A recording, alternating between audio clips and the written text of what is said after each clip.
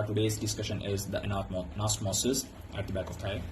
We know there are two particular anastomosis at the back of thigh named as cruciate anastomosis and trochanteric anastomosis. The unique thing in both anastomosis is that there is the participation of 4 blood vessels in both these anastomosis. So we have 4 blood vessels, and 4 blood vessels are going to study in these anastomosis. So in cruciate anastomosis, there is the communication of transverse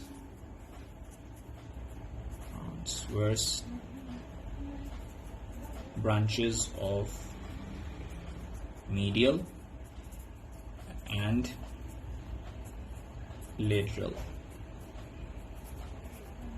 circumflex femoral arteries. So these are 2 branches, transverse branches of medial and circumflex femoral arteries. Why these arteries are known as circumflex? Because they wound around the neck of femur bone. They wound around the neck of femur bone, and so that is why they're known as circumflex, and femoral means in relation to the femur. So the third one is a deep branch of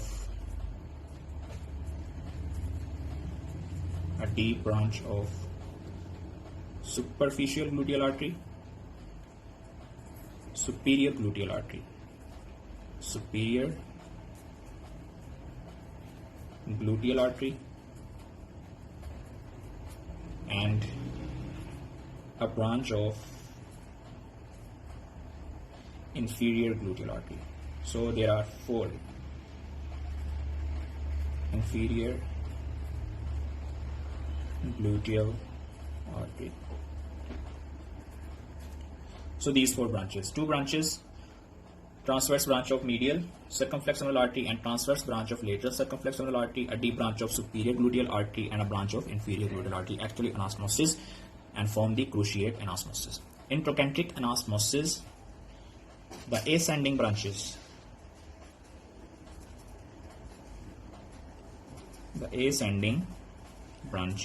of medial and lateral circumflex femoral arteries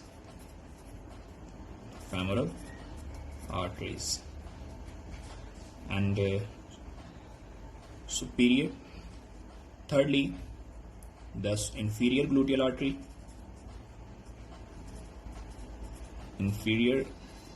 artery,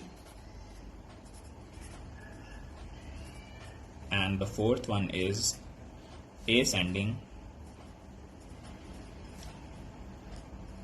branch of first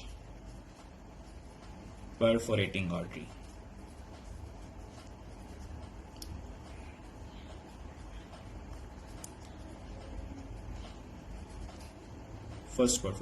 So these are 4 branches in both trochanteric anastomosis and cruciate anastomosis.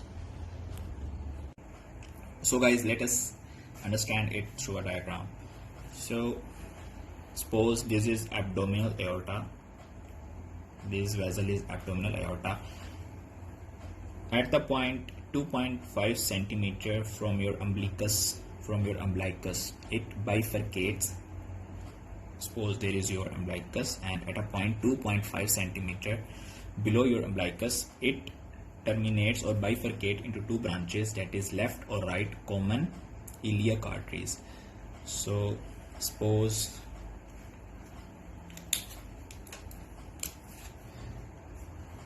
this is left common, right common iliac artery. Suppose the left common iliac artery divides into 2 branches, that is external iliac artery and internal iliac artery. So this is external iliac artery and this is internal iliac artery. The external iliac artery, as it crosses the inguinal ligament. Suppose this is inguinal ligament, and here is anterior superior iliac spine, its first attachment, and it is pubic tubercle. As it crosses the inguinal ligament, it becomes the femoral artery. So this is the femoral artery. As femoral artery gives off a deep branch known as profunda femoris artery. So this is your profunda femoris artery. The profunda femoris artery gives off branches and is a deep branch of the thigh. This is medial circumflex femoral artery, and this is lateral circumflex femoral artery. Suppose these are medial and lateral circumflex femoral artery. So this is medial circumflex femoral artery, and this is lateral circumflex femoral artery. Now it gives off two branches. This is ascending branch, and this is transverse branch, and this is ascending branch of lateral circumflex femoral artery, and this is transverse branch of lateral circumflex femoral artery and medial circumflex femoral artery. The transverse branches of both these arteries actually participates in anastomosis, that is to be known as cruciate anastomosis. So here is cruciate anastomosis. And ascending branches participates in an anastomosis, that is trochanteric anastomosis. So these are two vessels of both anastomosis. So now we know this is internal iliac artery. The internal iliac artery gives off branches, and two of them are superior gluteal artery and inferior gluteal artery. Suppose this is internal iliac artery, a branch of common iliac artery, that is the branch of common iliac artery, and this pink is its two branches, superior gluteal artery and inferior gluteal artery. The superior gluteal artery gives off a branch in order to participate in the trochanteric anastomosis, and inferior gluteal artery also gives off its anastomotic branch into trochanteric anastomosis.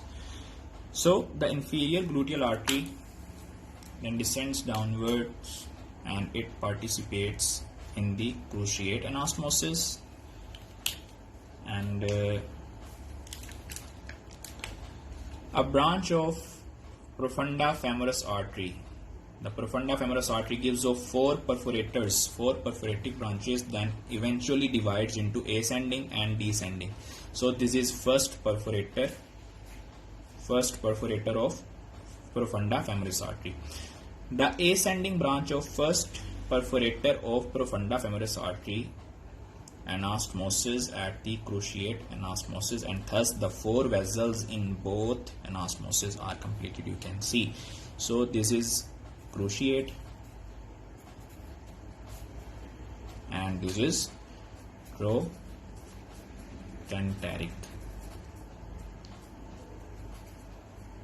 A quick review: this is abdominal aorta. This bifurcates into common iliac arteries. The common iliac artery divides into external iliac artery. This is external iliac and this is internal iliac artery. In the external iliac artery, as it passes behind the inguinal ligament, becomes a femoral artery. The femoral artery gives off profunda femoris artery. So this is profunda femoris artery, a deep branch of femoral artery. This gives off medial circumflex femoral artery and lateral circumflex femoral artery. The transverse branches of both these participate in cruciate anastomosis, and ascending branches participate into trochanteric anastomosis. The ascending branch of first perforator participate in cruciate, and the inferior gluteal artery participate in the cruciate anastomosis. The internal iliac artery gives off many branches. Two of them are superior gluteal artery and inferior gluteal artery. The superior gluteal artery participate and inferior gluteal artery participate in trochanteric anastomosis by their branches. So this is all about these anastomosis. These are very important, and if you like my work, please like the video and subscribe to me.